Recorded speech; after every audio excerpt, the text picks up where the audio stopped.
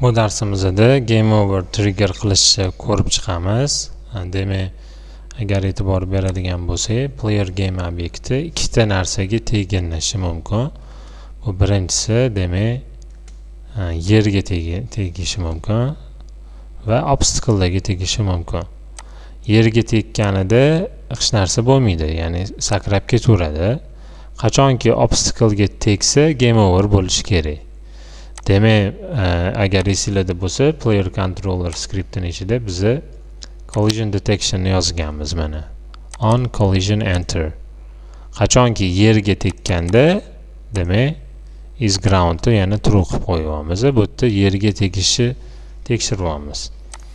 Vaholanki, demak, player game obyekti boyatda ham yerga teginishi mumkin, ham obstacle-ga. Demak, biz on collision enter ichida if statement orqali tekshirib olishimiz kerak. Player yerga tegdimi yoki obstacle-gami? Agar yerga tegsa, bu kod ishlashi kerak.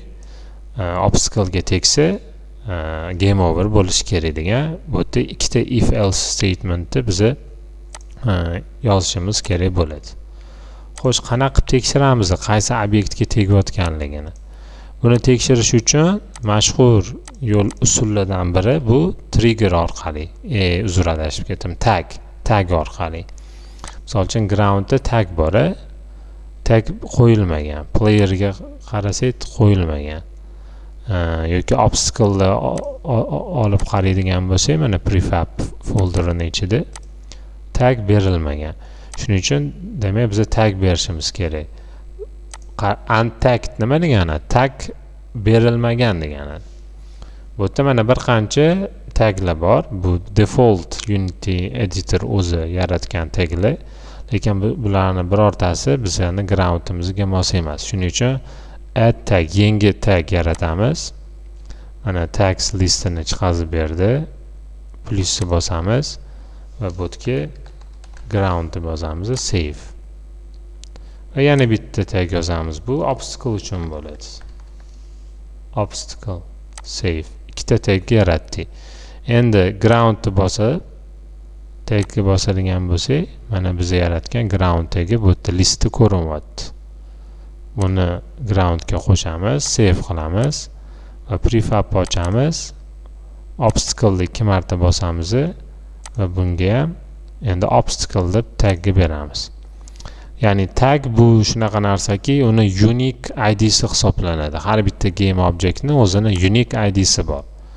Tag o'sha uni unique ID'si hisoblanadi. Endi player controller ichida tekshirib olamiz. If deymiz, collision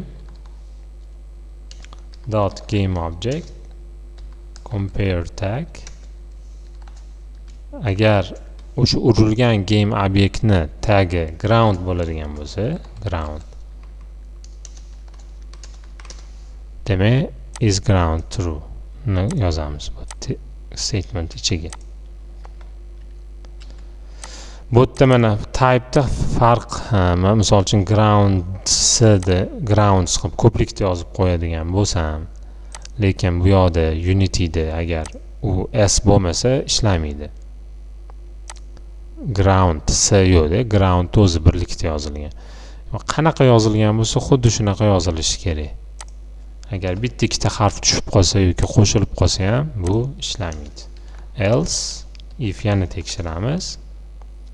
Agar collision.gameObject.compare tag endi nima? Obstacle bo'lsa, o'tga biz endi misol uchun debug.log game over. Ya'ni konsolga game over degan yozuv chiqishi kerak. Agar u obstacle ga urilsa player obyekti.